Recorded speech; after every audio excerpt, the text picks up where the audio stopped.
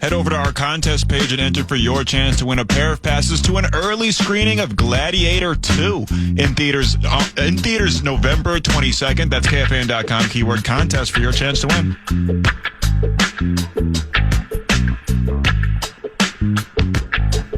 There are some interesting standalone games in the National Football League coming up this weekend as we await the arrival of Minnesota Vikings head coach Kevin O'Connell. The rumor has it that he is en route to the TCO radio studio. But when I say standalone games, that would be like Thursday night football, Monday night football. Now we're just doing one game each Monday. Sunday night football, of course. One of the interesting standalone games is not the Sunday morning game from Munich. It's the New York Giants and then the Carolina Panthers. Holy cow. Go ahead and sleep in if you can do it. I don't know how to say I'm sorry in German. I can say Ich heiße Paul. My name is Paul. But I don't know how to say I'm sorry on behalf of all American football fans, what we're sending over there with the Giants and the Carolina Panthers. That should be a snoozer.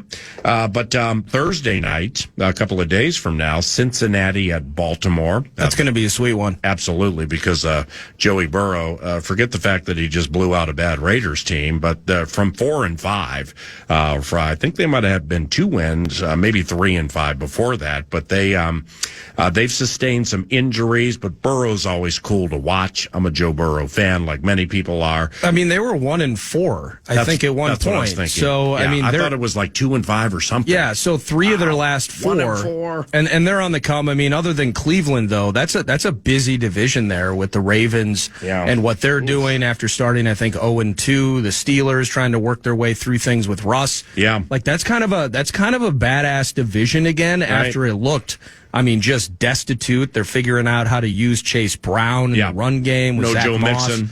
Exactly. So, no, it's going to be, but it's a super cool game because I love these matchups. Like we've kind of talked about, like Stefanski versus the Bengals, and just how things have kind of lined up in that AFC North. But kids good? Bengals getting to 4-5, and the Ravens doing what they're doing. Yeah. As Rube's sitting on the couch on a Thursday night, that's going to be a pretty sweet one, no doubt about it. Detroit, Houston Sunday night. That's a cool standalone game. Miami at the Rams on Monday Night Football, and kind of like what we talked about last week, and even a little bit yesterday when they go full strength with Nakua, Kupp, and Kyron Williams with Stafford, who is the head coach for the Vikings. Kevin O'Connell said last week in this spot, Stafford was on one. They're tough to beat. I mean, they won an overtime game this weekend, and they played. How about them gutting that out with that pick 6 late? Too? Right. Well, they played Detroit. Full throttle Detroit very early in the season. Took them to OT with their full complement and almost beat them. But Detroit Lions fan line will continue later at FM 100.3 KFAN. I have a certain head coach of a certain football team staring at me or glaring at me right now. Is everything okay, Kevin O'Connell? Yeah, I was just waiting for the Detroit Lions fan line to finish up there, so I'm good now. I understand. Sorry about that. But we welcome you to the final hour of the 9 to noon radio show. How's it been so far? Well, beauty is in the ear of the beholder. So people will ask, like, what did you think of the show today? Or how'd the game call go? And I mean, I have my feelings, my opinions. You won on Sunday. How'd you call the game? It's just weird to hear it like that. You know what I mean? Yeah. And any calls you'd have back? A few. Any you left on the play call sheet that you wish? You see what I'm saying? Luckily, they're getting put in the new play sheet right now. Right. So yeah. Big fan of carryover plays if they fit. Are you a fan of carryover topics if they fit? One show to the next. Oh, absolutely. When you guys aren't playing and we're in the middle of the summer and the Twins are terrible and it's the sports you take abyss. that time off anyway. We both know that. How would you know that? That's crazy. I do know. Remember, former media guy myself. Yeah. I do know that was when I got to work. That dry time during the summer where they give some airtime to just about anybody. You guys are unbelievable. The intel or how on top of things you have to be with everything that a majority of my vocal maintenance days, as we call them, take place during the course of the summer. That's right. Hey, man, it's good to see you. Congratulations on the victory. Appreciate that. Against the Indianapolis Colts. The tour of the AFC South continues this weekend at noon on KFAN, or as Kevin would say, the boom is at noon on KFAN against the Jaguars. Then the Titans after that that. Bears after that, 3-game roadie coming up. And let's just get this out of the way quickly. You busted the 2-game slump, and now up to the next one, you get to sweat the kicker and long snapper spots. And the way I'm going to frame this up is, because I was thinking about it earlier, have you ever experienced, like, you've had situations where maybe you got to deal with the kicker got hurt or the long snapper, but both in the same week? I can't say in all the years I've called games that I've ever known this to happen. Have you? No, I mean, not for me. It's always something where it's one or the other, or maybe you've got a questionable area where you might bring in a potential guy that can be a game day call up, things like that. But ultimately, no. And for Depot, he's our special teams captain. He's been a rock for us. So consistent at his job. You take it for granted when you have him out there each and every week. And we all know Will's been an absolute rock star for us. So, we're definitely working through potential scenarios there where we want to make sure we have opportunities to, get points on the board. The kickoff has been something that's been debated, but we've really enjoyed having the ability to just put it in the end zone anytime we want from Will. So we got to work through that stuff. Yeah, the kickoff situation, I mean, if it's, and you would know 1,000 times more about this than me, if it's to keep people healthy and make sure we're minimizing concussions and stuff like that, and high impact collisions, cool. I mean, you're getting it accomplished, but the kickoff's awful. I mean, it just basically, when you got strong kickers like your kid with bionic leg, most of them can kick it out anyway. It just, when I say it's awful, it just really is neutralized or pulled back from even what was a quasi-exciting play, Well, I just think if, even in future years, which I imagine we probably will debate and talk about, from a league standpoint of, maybe making the touchback, be something that goes to the 35. So you got to think about it a little bit more. But I would just, having the process each and every week as you get into 17 plus weeks of the season, I think there's a bigger conversation than about the game day roster, being a little bit larger, having some more potential guys available, just because you don't want to have to resort to, hey, let's put it in play, and let's also put a bunch of our starting defensive players on that coverage unit. Because if you lose them, or you lose guys in that phase, the rosters are what they are and the rules are. But my point is, PA, I think there's going to be some larger conversations if we want to change that play and put the ball in play a little bit more, which it sounds like that paired with player health and safety was the nucleus of what was trying to get accomplished. I think we're going to have some other conversations. Our talk back for the head coach, Kevin O'Connell, head coach of the Minnesota Vikings, involves a new member of the Vikings who got here a little less than a week ago today, but the trade took place a week ago today. It's the new left tackle, Cam Robinson, and here it is. Hey, Coach. Hey, PA. Hey, Nardo. Go Mankato. Game ball to Cam Robinson. What that meant to him, what that meant to you, and just overall what impact he's going to have on the rest of the season. Thanks, guys. Go Vikes. Cam Robinson. Yeah, I think, first and foremost, we weren't just going to make a move just to make a move. Right. There was a select group of potential players that you would even put into that category. And what I mean by that is I wanted to get a guy that was a left tackle, a guy that can, as he got comfortable in the system, we could, in many ways, maybe not all the time, but we could treat him in a way that we treated Christian Darrisaw, who I believe was playing as well as anybody in football, where I could really focus on other aspects of our protection. What kind of pressures are we going to get? Where do we want to make sure we can still account for that guy with the offensive line if he is coming, so that we can get Aaron Jones out and not force Aaron Jones to spend half his day having to block pressures from the second or third level. So Kwesi was able to accomplish that. And then the guy gets here. You see him in person. You see the size, the length, just the quiet calmness he had to come in and say, yeah, I can, all that is for me is what we called it, this or that. And pretty soon you got to pretty close to a full game plan. We held on some things just to limit, the stress on Cam, and we were still able to move the football all night, and we were just fine. But I thought he showed up, PA, play style wise. I mean, it's great to have the size and length, but he was leaning on people in the run game. He was opening up some of those edges to the open side when we were getting some of those, mid zones off with either Aaron or Cam there in the middle part of the football game. And then ultimately, just the way he was able to protect that edge. And as the game went on, I started worrying about it less and less because I was watching a guy consistently do his job. I think he's still, even after starting 90-plus games, I think Cam still is a top half of this league tackle.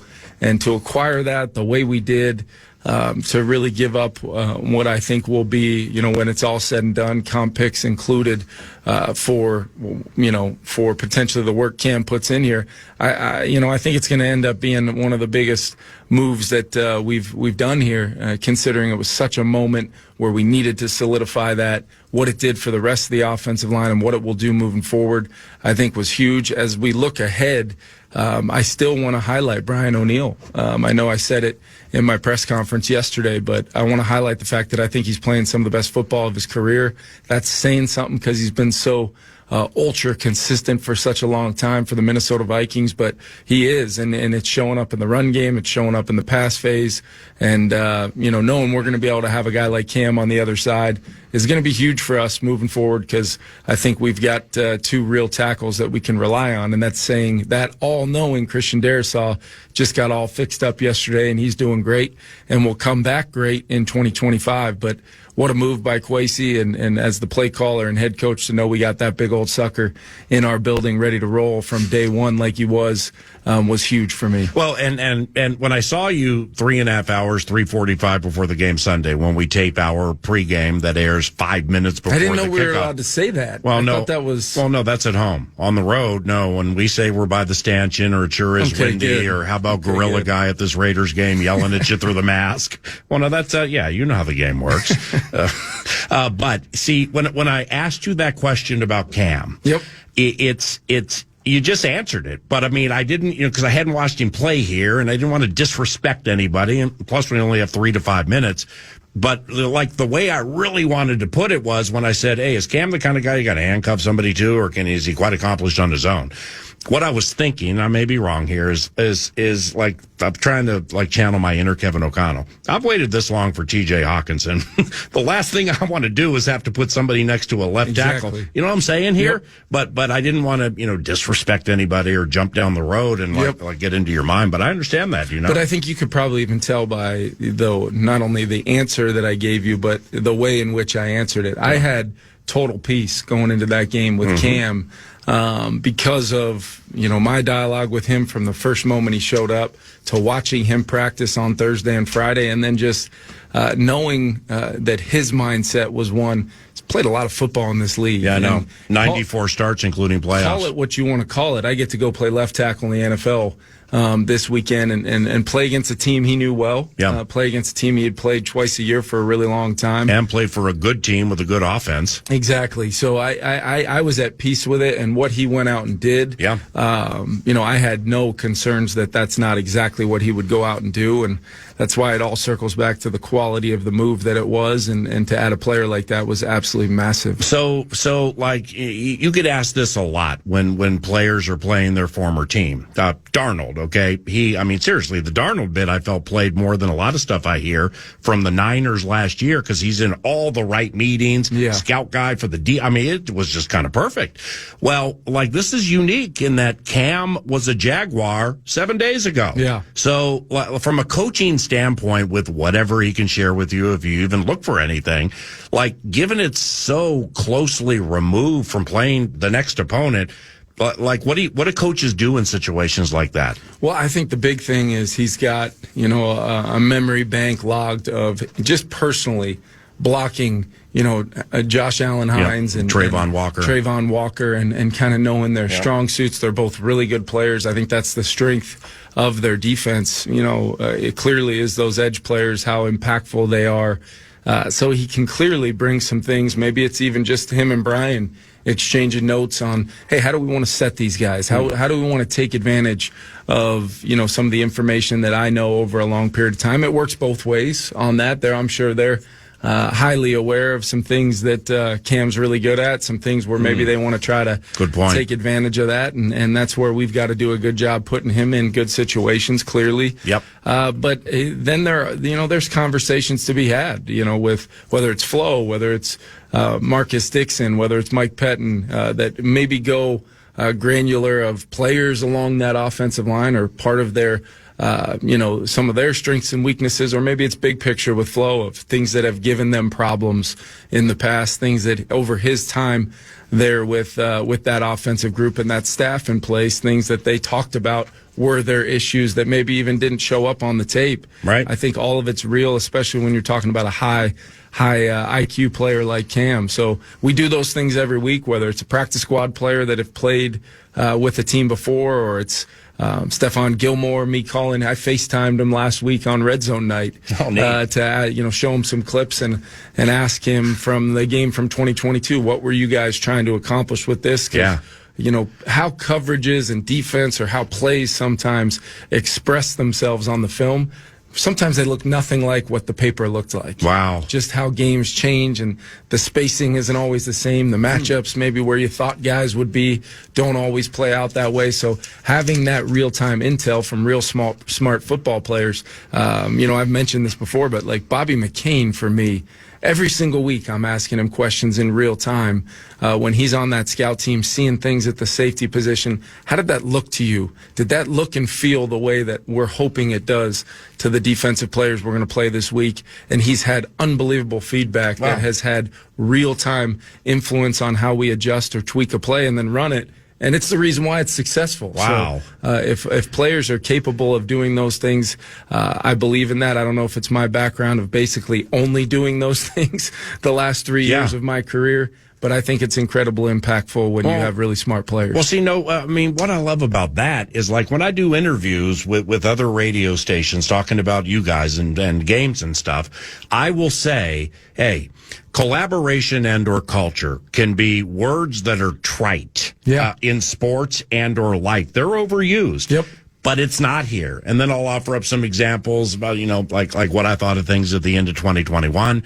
And then you guys roll in. But the collaboration part, well, that's A+. Because, you're not going to be my way or the highway.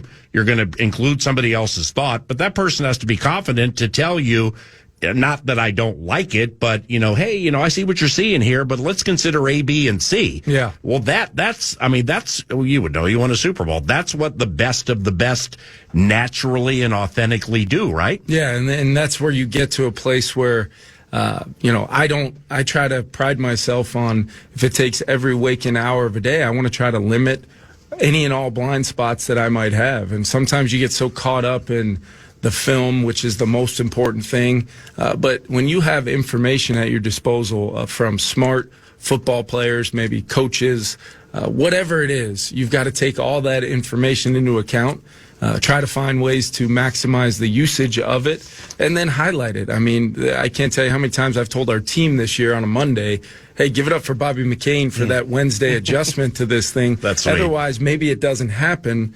Because all truly you want to have in great cultures is, everybody uses this term buy-in, but it's really not that. The way you get buy-in is by presenting opportunities for belonging. And when everybody feels like they're a part of it, I have an impact on what is happening, not only Monday through Saturday, but on Sunday, whether I'm in a uniform or not. That's when you get this entire organization pulling the rope all at the same way, and that's where we can maximize what we are as an organization. Last one on your offensive line, and I've turned this into Minnesota Moving Company fan line, but it's hide the women and children here because I'm going to attempt to formulate an offensive lineman related opinion. Ed Ingram, he made his 40th start Sunday, and I thought, he really aided the running game late in the game, specifically on the Cam 13 and the Cam 12. So it's, he started I think 41 games now. Did you see it that way? His work in the running game, specifically late, was good? Well, always, he's been from a play style standpoint. You start talking about putting it on tape of really coming off the rock, physicality. He's probably a guy that uncoils as as good as anybody we have, PA, of really making a dent into fronts. I think him and BO have really played a lot of football side by side, so they know in those combinations, whether it is a zone combination, a gap combination, whether we're going vertical or we're going horizontal, whatever it is, those guys have a lot of time on task together. And I think he's also showing, at this time where, quite frankly, I've had a lot of conversation with him, knowing kind of the landscape of that offensive line room as we progress through the season. I wanted to see some growth in certain areas, and his ability to help clean up some things in protection where maybe, he's doing his initial job, but then having great eyes and helping an inside move on BO, or maybe it's a line stunt where there's a wrapper coming from the other side and he feels it and can shut that off and do it with play style, do it with physicality. He's putting people on the ground when he does it. I think have all been real positives. Now, ultimately, what we all want to see from Ed after 41 games, whatever it's been, is just consistency.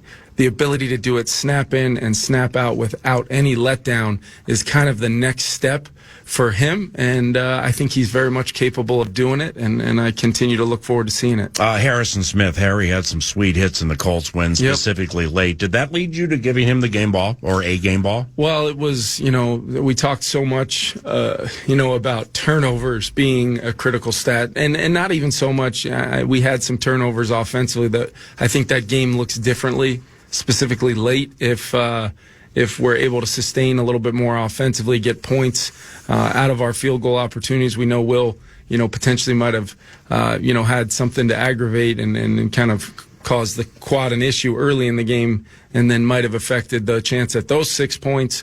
But even that first red zone drive, if we finish that with a touchdown, defense goes out and plays the way they do, we end up getting the points coming out to start the second half. I think that game could have looked differently. But what I mean by turnovers is the Colts, when they didn't have a single turnover in the game, since Shane had been the head coach, they were very, very successful as a football team. Yeah. I'm not talking 0 for 9 when they turn it. Yeah, I'm not talking wins or losses based upon the turnover battle. Just sheerly turning it over one time. And we were able to get that ball out, get the ball off of Jonathan Taylor, Byron Murphy with a huge undercut interception, big plays in the game nonetheless. But those, over the history of Shane being there during the short time he's been there, seem to have a real negative effect on their chances of winning football games.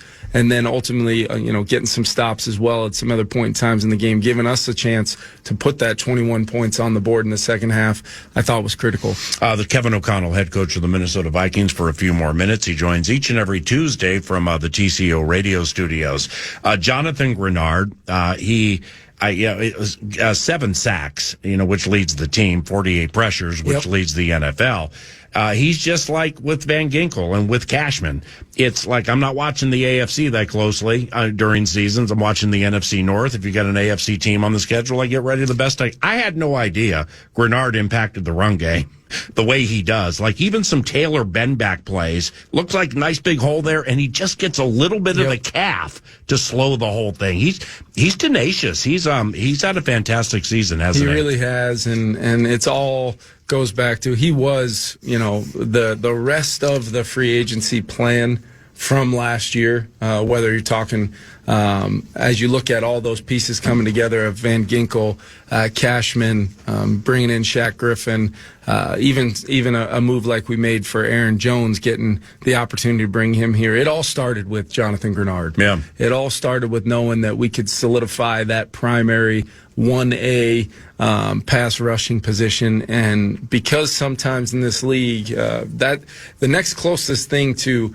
quarterbacks and receivers and guys who take the ball over the goal line to score points on name value and Pro Bowls and all those things. Yeah. The next closest thing to how the positions are tended to be looked at from an outside-in perspective is the pass rushing position, because you can see that, you can feel and that contracts when TJ Watt or Bosa change a game at the end of the game and get the ball off the quarterback on a strip sack, and that game they're closers, right? Yeah. Jonathan Grenard, when you studied him in Houston, he showed up from the first snap of games.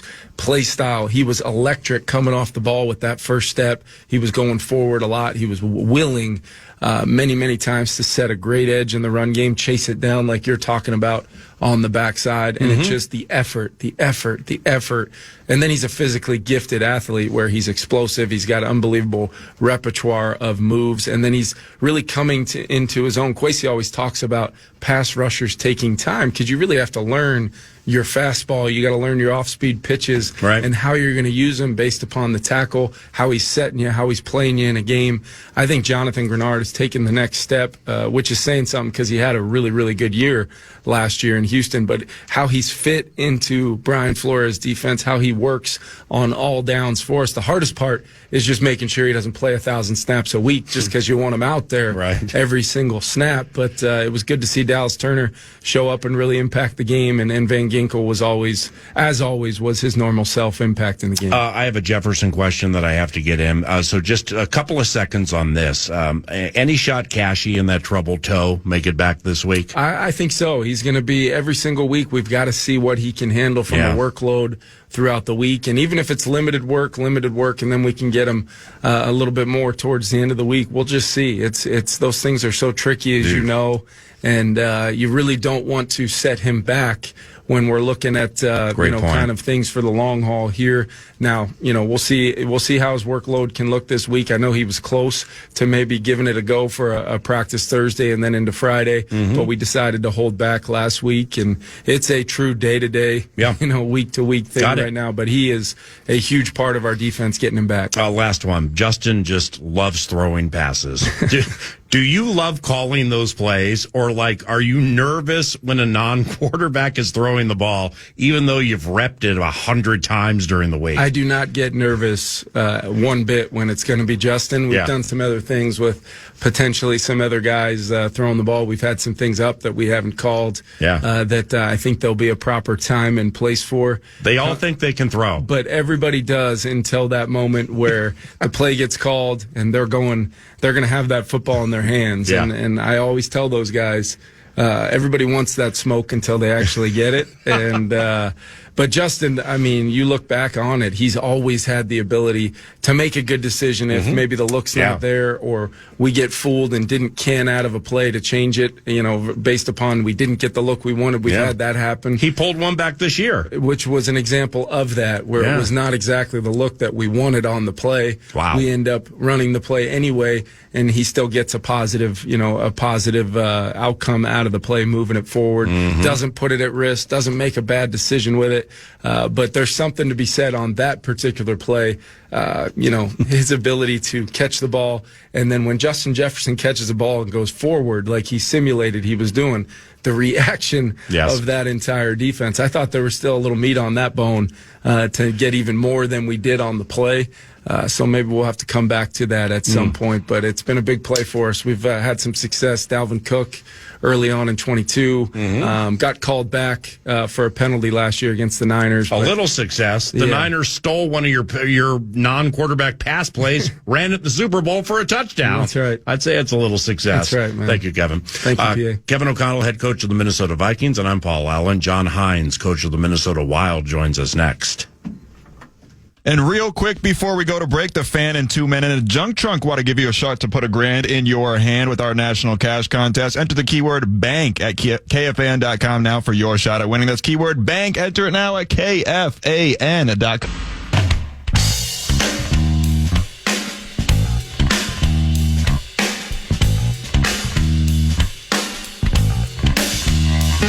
The LA Kings are at XL Energy Center this evening, and the Minnesota Wild enter the game 8-1-2. And joining us now for his weekly stop into the Love Covenant is John Hynes, coach of the Minnesota Wild. Good morning, Coach. How are you? Good morning, PA. I'm doing great. How about you? Excellent. Thank you very much. Congratulations on the wonderful, wonderful weekend, the season A, but the wonderful weekend 1A. And we'll talk about that momentarily. But you get Los Angeles on a back-to-back off a Nashville victory last night. What's tricky about the 7-3-3 Kings?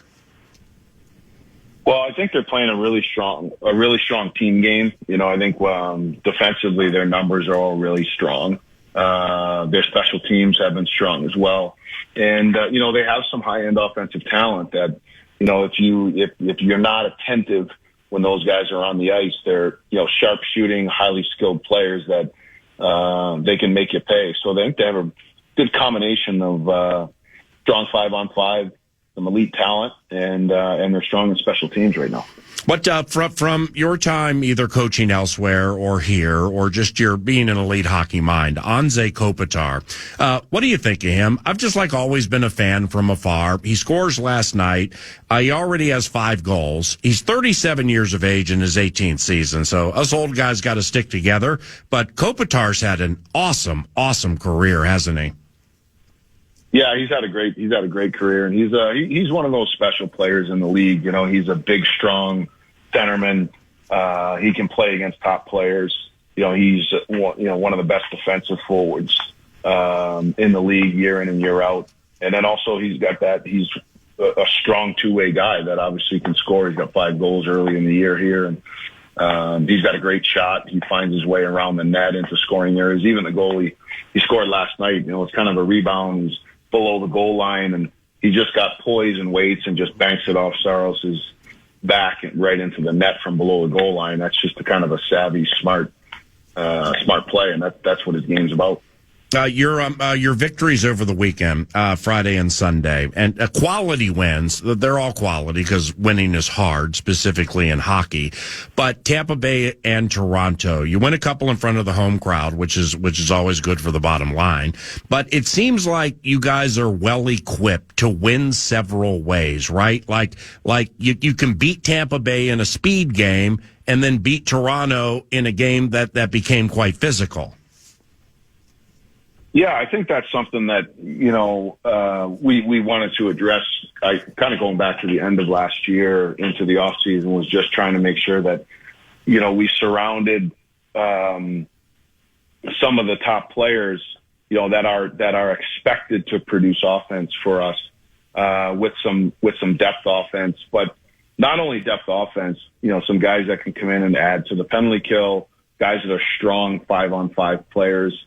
And, I think that when you get in situations, games where sometimes the goals come easy, but then there's other games where they're going to be tighter games and they're going to be physical games. And I think that right now we're playing the game that we're in. We're not just playing the game that we want to play. We're really trying to have a mindset of, winning is the most important thing. You have to do what's required to win the game you're in and night out. And the players have done a nice job, I think, executing the mindset, staying in that mindset, and we've found ways to do that. And through injuries, which always can be tricky. John, Coach Hynes, what'd you like about Spurgeon's game Sunday? And he had that the pass on the OT winner. What'd you like about his game?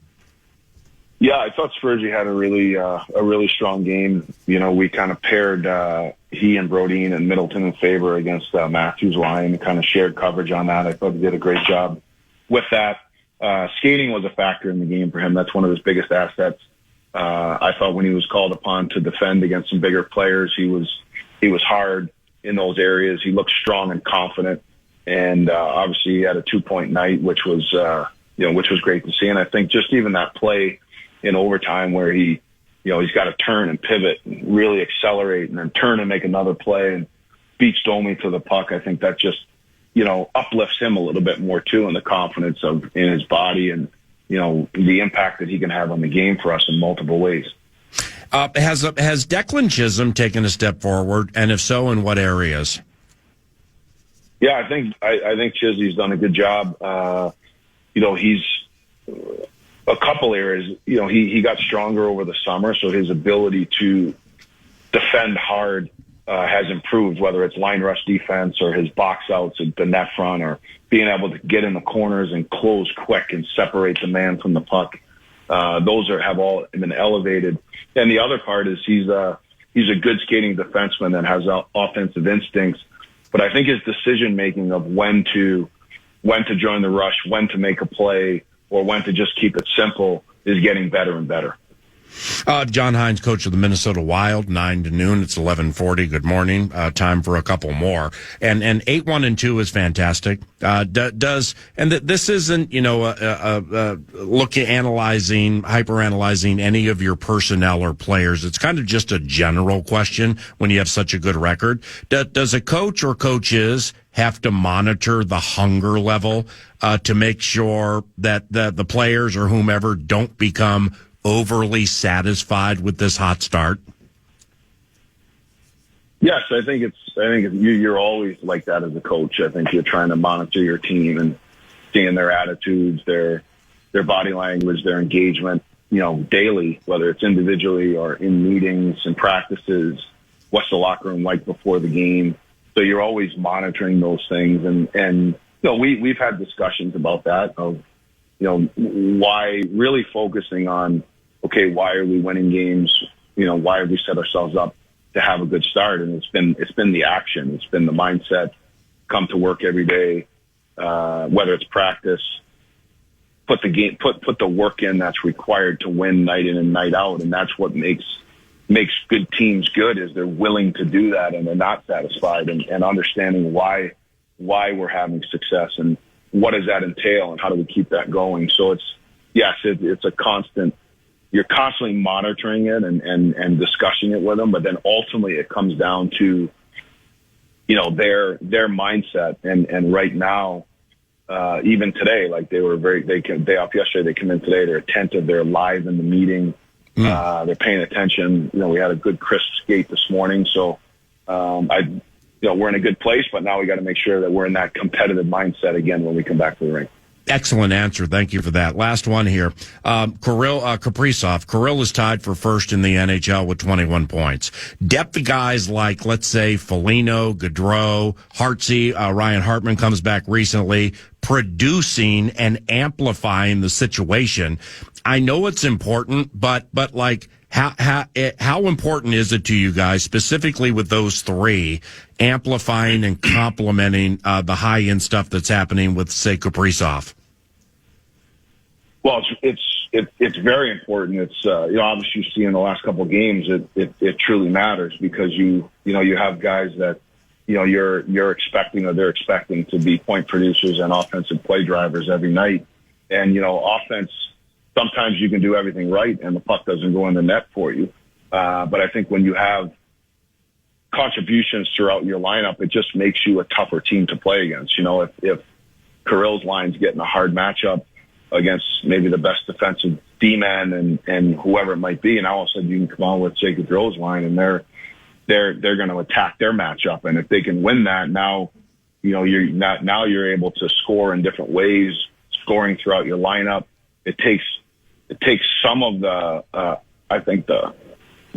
pressure off of Kirill or Boldy or Ek or Zuccarello or Rossi or these guys, Johansson, that they have to score for us to win. I think it allows them to continue to play the game the right way, knowing that there's support.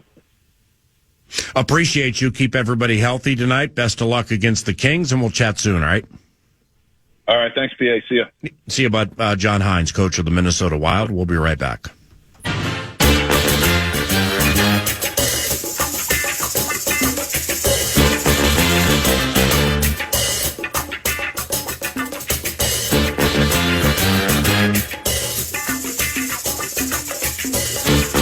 Nine to noon. Thanks, Kevin O'Connell, for stopping by and joining us for his weekly chat. Couldn't make it to the TCO radio studio last week. He wasn't feeling great, but he was kind enough to be considerate and recognize that the fans enjoy it, we enjoy it, and that even though he wasn't feeling well, he'll do it via Zoom from his office. And it's the way things turn. In a business like this, can conflate or make somebody overly confident or even cocky with wins and the way certain things go. And why I bring that up is the other side of it is this, for coaches who put in the hours that they put in during the course of the week, specifically in the National Football League, when you get little hits out of nowhere, like, wow, my long snapper broke his hand, he's probably going to be out a month. Or the kicker had a quad and his leg didn't feel great. And then all of a sudden, we noticed during the game he misses a couple, and, now there is potentially a quadriceps injury. It just, when the hits keep on coming, it can just make people tired. And because they put the hours they put in are indefatigable. And quite honestly, with some things that I've seen over many years of being around football facilities, is the way some coaches, more so assistant coaches, will treat themselves with the way they eat, the lack of sleep, stuff like that. I mean, I've seen, like, more so when it was at Winter Park, I've seen assistant coaches, no names mentioned, where, like, if you walk by their office, I mean, there are 2 plates of food that have been there for 6 or 7 hours. They just pick off of it, and they're up here weighing 300 pounds and wheezing and things like that. But you know what? The game plan got in, and you won the game. And this organization, specifically led by O'Connell and Kwesi Adolfo-Mensah, seeing the forest for the trees with things like that is just something that always has been impressive to me. And they're not, they're not going to clomp and get so far into somebody's covenant or existence that it's going to be a either change this or you're going to be fired situation. Maybe it is, maybe it isn't. But when I say culture and collaboration, quite honestly, are trite when used in so many different areas, whether it's life or whether it's other football teams or sporting teams. That is not the case here. And it is not trite. I mean, it is something they preach, something they follow through with, and something that is led by Kevin O'Connell. And he's just really, really good at what he does and with the detail when it comes to other people with whom he works. Like bringing Wes Phillips down to the field to do his offensive coordinating on the field. I think that had more to do with Wes and casting his gaze down the road than actually communicative things that were or weren't happening during the course of games. So we're grateful for Kevin, and we're grateful for you listening to 9 to Noon at FM 100.3 KFAN. Podcast today's Paul Allen Show, or listen back to previous show and interviews by going to the iHeartRadio app or KFAN.com.